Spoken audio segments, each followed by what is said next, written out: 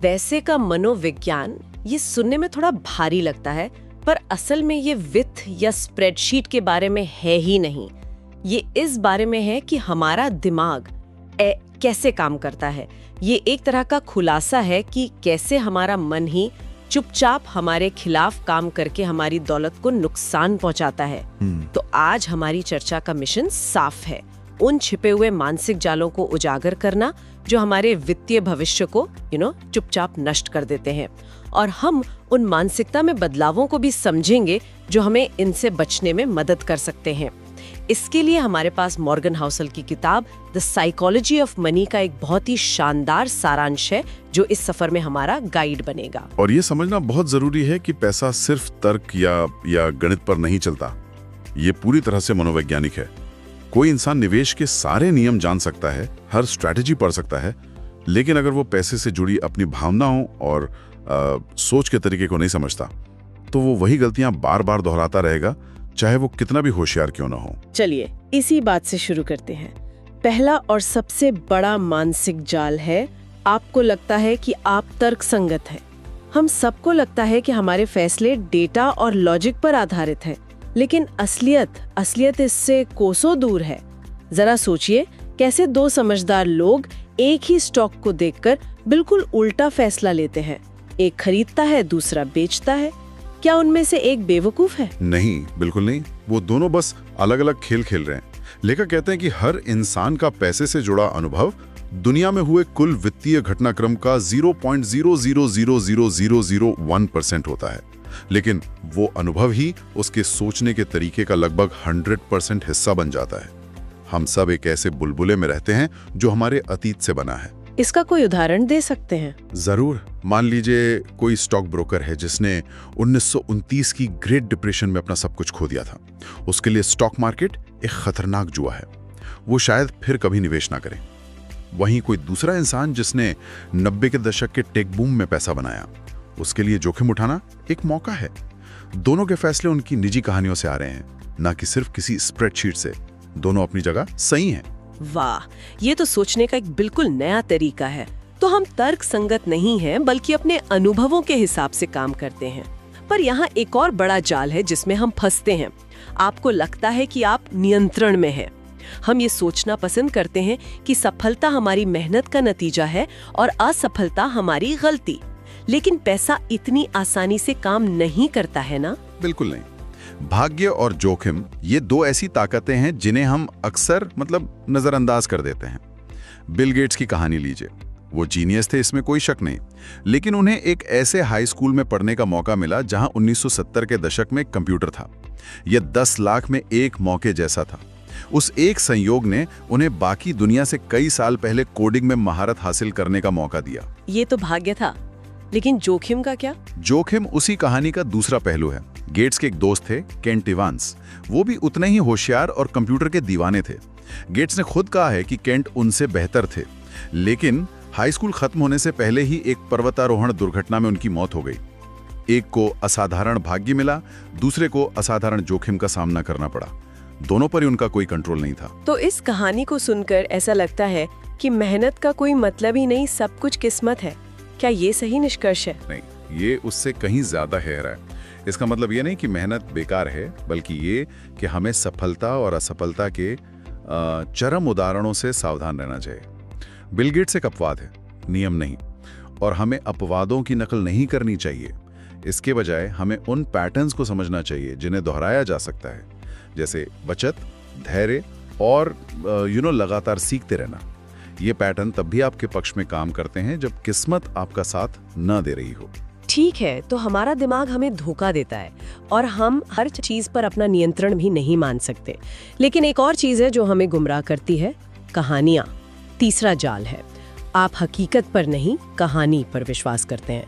आकर्षक कहानियां में बहुत आसानी से भटका सकती हैं। हाँ, और लेखक इन्हें एक बड़ा दिलचस्प नाम देते हैं, अपीलिंग फिक्शंस, या कह सकते हैं आकर्षक कल्पनाएं।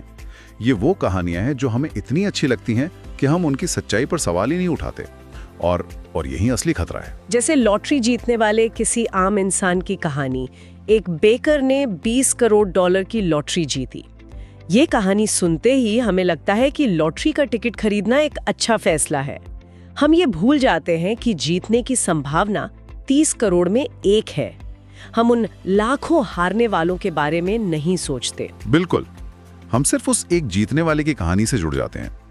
2021 के क्रिप्टो बूम को याद कीजिए। लोगों ने ब्लॉकचेन की तकनीक या गणित नहीं खरीदा था, उन्होंने एक सपना खरीदा था, रातों रात अमीर बनने का सपना।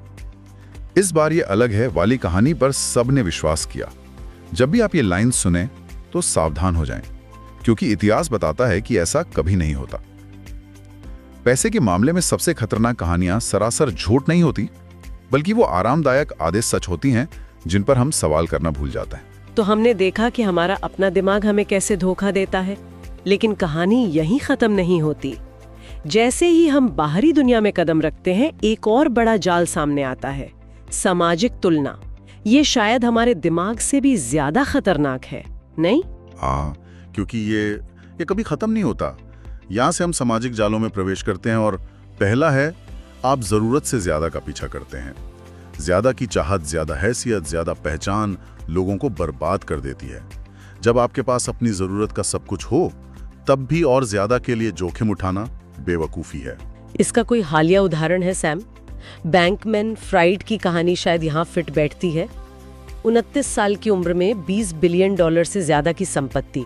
उनके पास वो सब कुछ था जो कोई इंसान खरीद सकता है, लेकिन फिर भी उन्होंने और ज्यादा के लिए सब कुछ दांव पर लगा दिया। बिल्कुल, उनकी योजना में पर्याप्त या इनफ शब्द कभी था ही नहीं। ये तुलना का एक अंतहीन खेल है। एक बहुत पुरानी कहावत है, नेपोलियन ने सीजर से ईर्ष्या की, सीजर ने सिकंदर से, और सिकंदर ने हरक्यूलिस से, जो कि एक काल्पनिक पात्र था। ये खेल कभी खत्म नहीं होता। असली जीत तब होती है जब आप खेलना बंद कर देते हैं। इसका मतलब हार मानना नहीं है, बल्कि ये समझना है कि आपके लिए क्या जरूरी है और उसके लिए जो आपके पास है उसे दांव पर न लगाना। और ये तुलना सीधे एक और जाल से जुड़ी है। आपको लगता है कि सामान आपको प्रशंसनीय बना देगा। लेखक इसे man in the car paradox कहते हैं। ये मुझे बहुत दिलचस्प लगा। हाँ, ये बहुत गहरा अवलोकन है।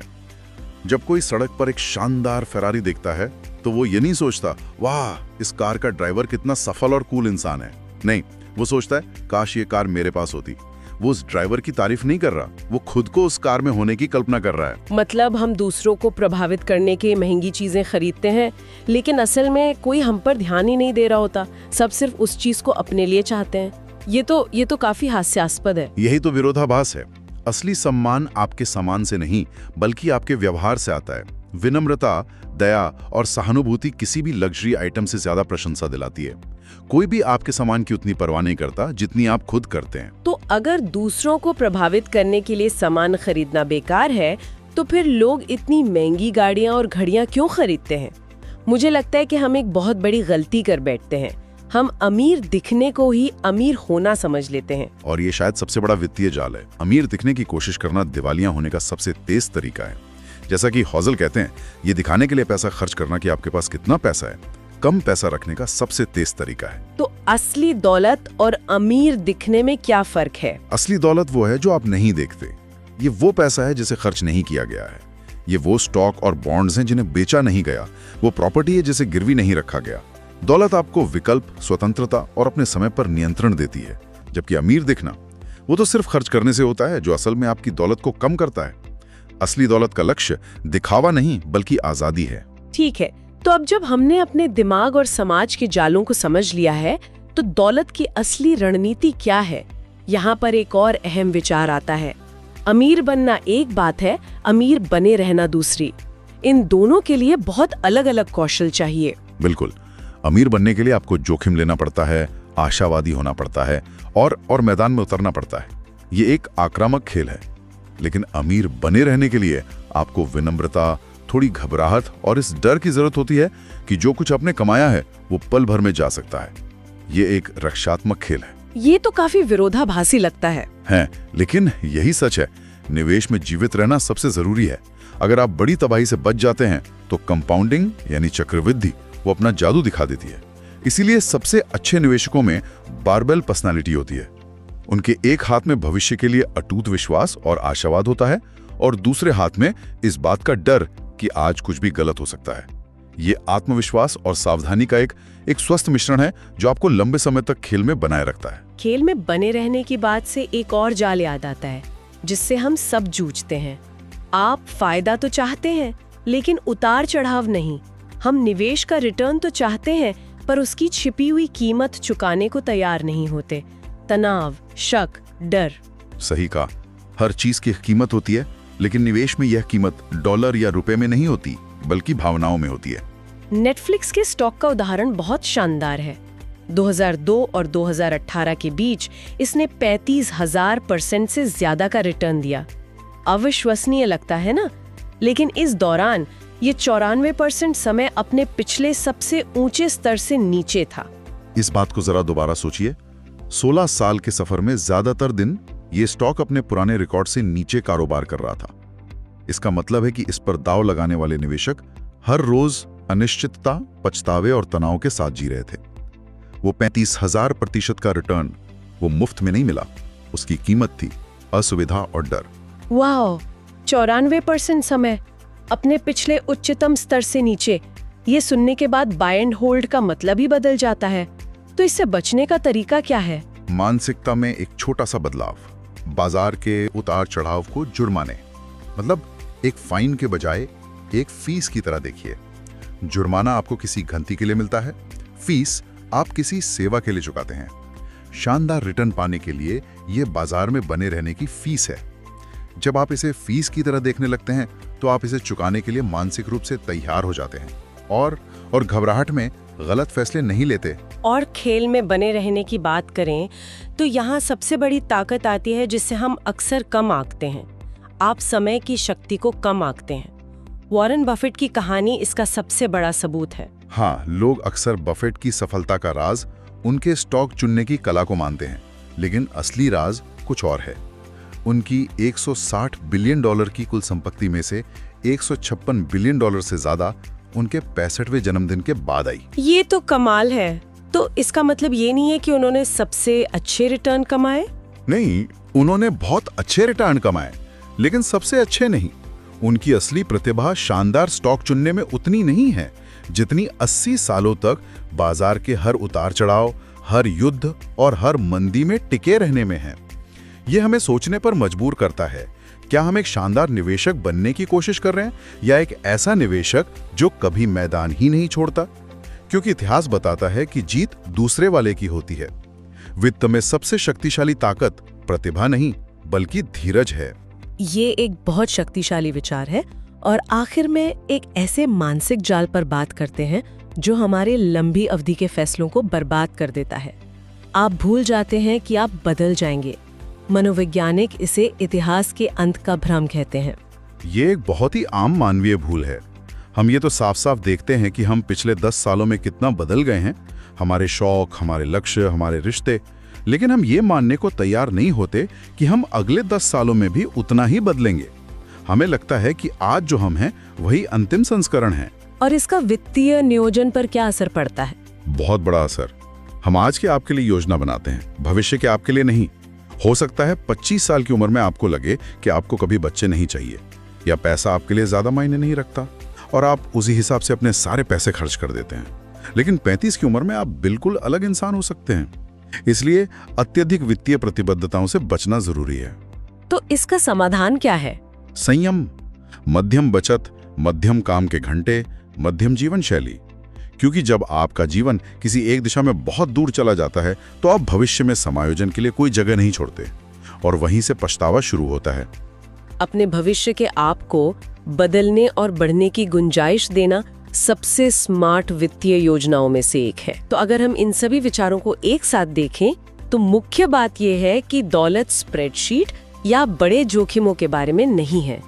ये अपनी खुद की मनोविज्ञान को समझने, अपनी भावनाओं को प्रबंधित करने और लंबा खेल खेलने के बारे में है। ये इस बारे में नहीं है कि आप कितने अमीर दिखते हैं, बल्कि इस बारे में है कि आप कितने लंबे समय तक टिके रहते हैं। बिल्कुल। और अंत में मैं एक विचार के साथ छोड़ना चाहूंगा। स्रोत में कहा गया है, दौलत का उच्चतम रूप हर सुबह उठकर ये कहने की क्षमता है, मैं जो चाहूं, जब चाहूं, जिसके साथ चाहूं, जब तक चाहूं कर सकता हूं। ये सिर्फ पैसे के बारे में नहीं है, ये अपने समय और विकल्पों पर नियंत्रण के बारे में है। तो श्रोताओं के लिए सोचने वाली बात यह है, उनके अपने जीवन में स्वतंत्रता का सही अर्थ क्या है? क्या ये बैंक खाते में एक बड़ी संख्या है, या ये अपने समय पर पूरा नियंत्रण होना है?